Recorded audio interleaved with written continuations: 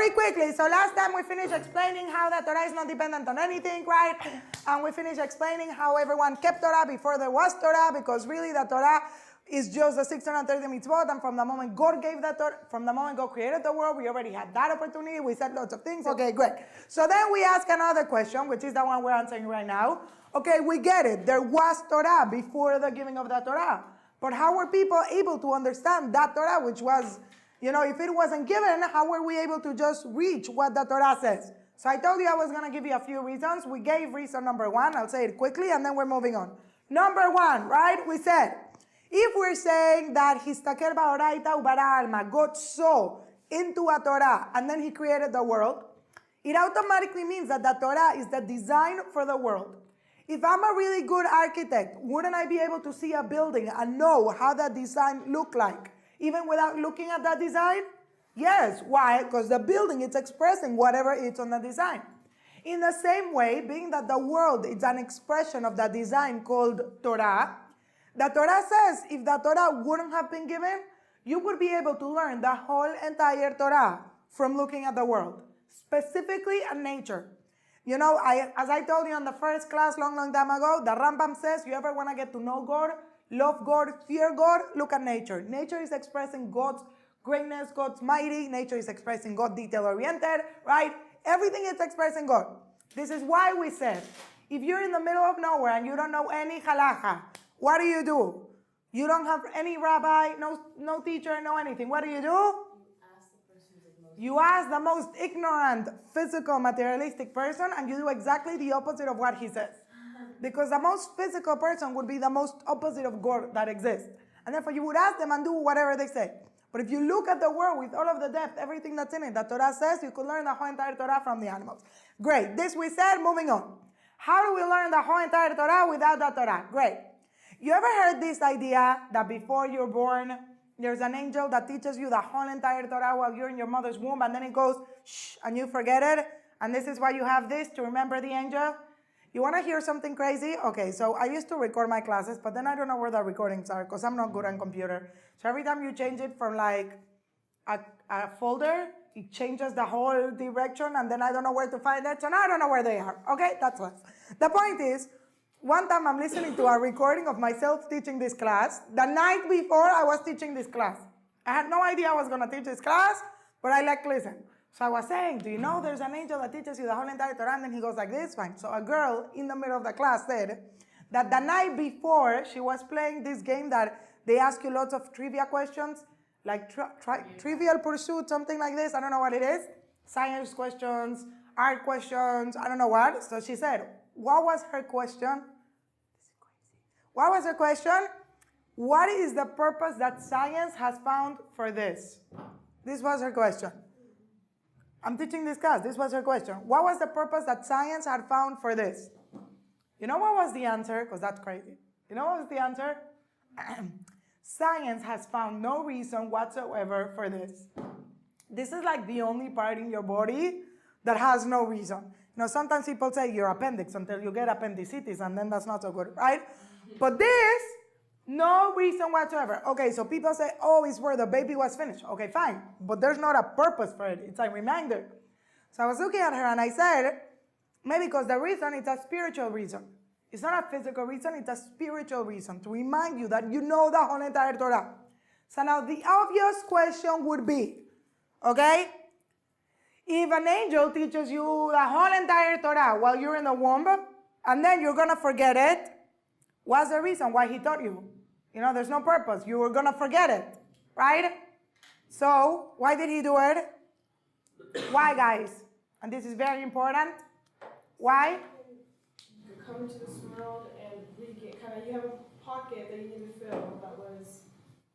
Yes, but you were going to say something before that would have been the answer. But what were you going to say before? You could re-what? Relearn it. Relearn it. Great.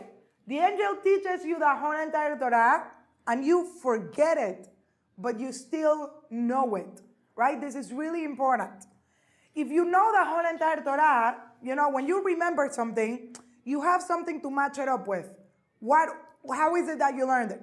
If you would have never learned the Torah, first of all, you could say, there's no way I'm going to learn the Torah. God, you know what? Your Torah is too much. I'm not going to do it. But number one, there was an angel that already taught you the whole entire Torah.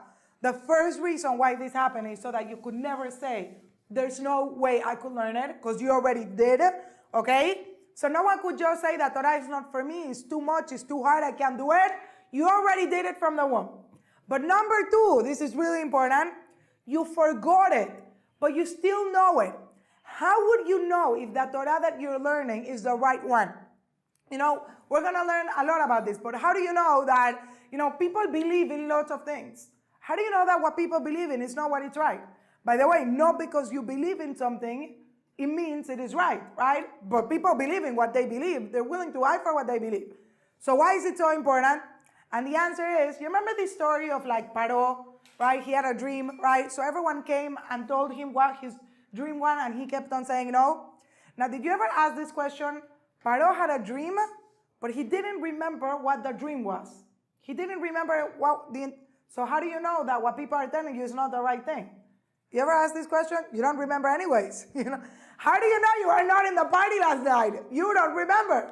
So Torah tells you something amazing. Paro had a dream, and he also, in his dream, had the interpretation of the dream. He had both of this, right? But now what happened? Every time someone would come and tell him what the dream was and the interpretation, he would say, no, it doesn't match with what I think I know. Because if I forgot it and someone would say the right thing, it would click. Yes or no? It would click. And therefore, number one, you have your hard drive full of the information that clicks. When something doesn't click, it's because there's something, right? Number two, you only need to relearn it. You already know it. And therefore, what would happen, and this is very important, right? Whenever you go to a class or something and you go like, wow, I think I heard this, deja vu. You ever say this, deja vu, whatever you want? It is really, wow, I think I learned this. Your soul knows it. Your soul knows what is true, and it's just waiting for you to listen to it again so that it could shine it back. But you know what happens? We live such physical lives, so superficial lives, that we keep on blocking our soul, right? Your soul knows everything, but every time you add more garbage into your life, then it is harder for you to reach your soul. And that's why we cannot really penetrate and know what was going on. But let me ask you a question. If I would live a more spiritual life, and I was in touch with who I really am, and I was in touch with my soul, would I be able to dig deep inside of myself and find the answer? Yes or no? Yes, because I already know it. Isn't that what Abraham did, and Yaakov did, and everyone else did? That's exactly what they did. They knew what it was true, because what they were looking at, it didn't click, it didn't sound right. That's probably the reason why you're all here, right? Because you've been living in this world and you're just like, it doesn't click, right? But because we live very difficult, very superficial lives, we keep on making it harder for ourselves to reach our souls and to understand what's in it. By the way, this is why, I'm not teaching you a whole class about this right now, but this is why the Torah is very much into tzeniut. You ever heard this concept, tzeniut? Tzenius, right? You heard tzenius? Yes, because you're Ashkenazi. Really? Tzenius is not a word. That's like American invented Ashkenazi version. Tzeniut. Repeat with me. Tzeniut. Great. Okay, the point is, why is the Torah so much into covering up? Right? I don't even mean physically, but all of our lives should be covered. Everything you should do, you shouldn't do it for the public, right? You shouldn't do it in a way that you call attention. What is the whole purpose of that? And one of the main ideas about tzeniut, and this is really important, I'm going to quote this for you. I'm not going to give you a class, just this quote, is to deflect the outside so that I could reflect the inside. You like that? That one is good. It's a nice quote. Deflect the outside so that I could reflect the inside. When I am thinking all of the time about what's outside, right, and I'm so distracted by this world, the more I concentrate on what's outside, the more I cannot concentrate on what's inside, right? This is our world. We have ads all of the time, movies, music, this, that. When was the last time you had a thought about yourself, You don't have thoughts because there's no time to spend with yourself. What is the whole point of tzeniut? You don't just cover up physically. No, that's not the whole point. Is stop looking at the outside all of the time. Stop caring about what the outside is. When you stop doing that all of the time, then you could reach the inside and reflect that. But if you're all the time looking out the outside, how are you going to reflect the inside? This is why, by the way, I'm not going to go so much into it, but you could notice that women are much more into tzniut than men. Women have to do it much more. Why? Because men are studying Torah all day. So they have a way of like filling in their hard drive. Women, our hard drive is full already. You know, women, we don't have to get married and all of this stuff because we're already complete as a creation. But what happens?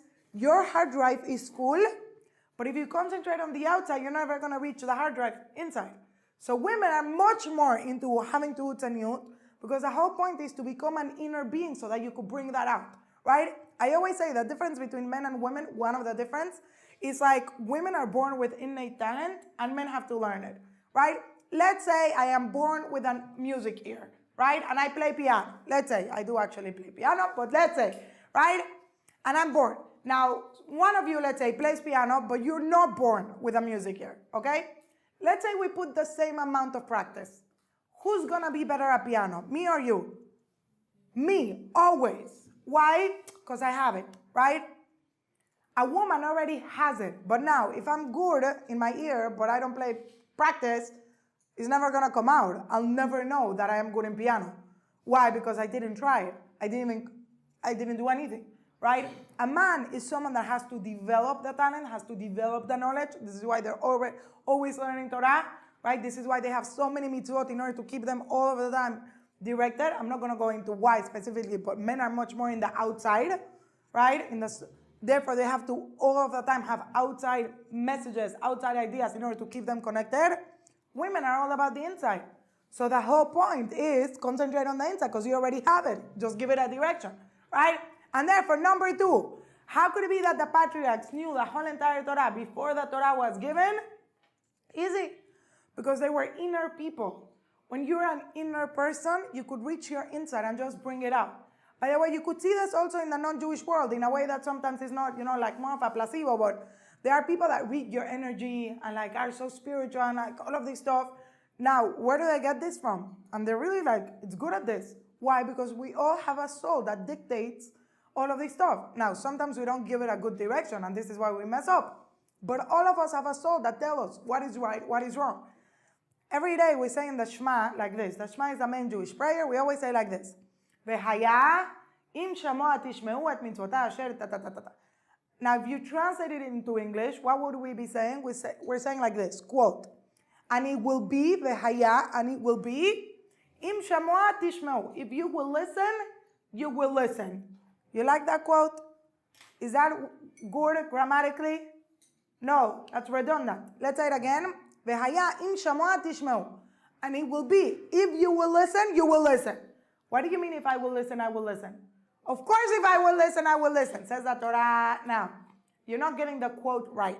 You know what the quote says? Listen to this again. V'haya im. Im is conditional. And it will be that if you want to listen, you will listen. The message is out there. You have it right here, right? It's close to your mouth, close to your heart. That's what the Torah says. But only if you want to listen, you'll get to listen. If you don't want to listen, you'll never listen to it. If you don't put the radio station in the right place, it's not going to work out. So what if you believe in something? Most of the time, as you're going to see when I get into why the chosen people and the whole thing, we choose to believe in whatever we want to believe just because it's easier and comfortable. If you want to listen, you will listen. If you want to look inside of yourself and be a deeper, meaningful, right, a person that has a soul, you could totally reach into a Torah and know it. I've had girls here that had no idea that they were even Jewish. And I start talking about a mitzvah, and they go like, oh, my mom taught me how to do this. And they're like, oh, but my mom was not religious. And I know, oh, and my mom always said this was right. You know, how did her mom get this? Because her soul told her this is what's right. Right? And you sometimes have no idea where this is coming from. It's coming from your soul. Great. Number 3. Everyone with me till now? Beautiful. Number 3, okay?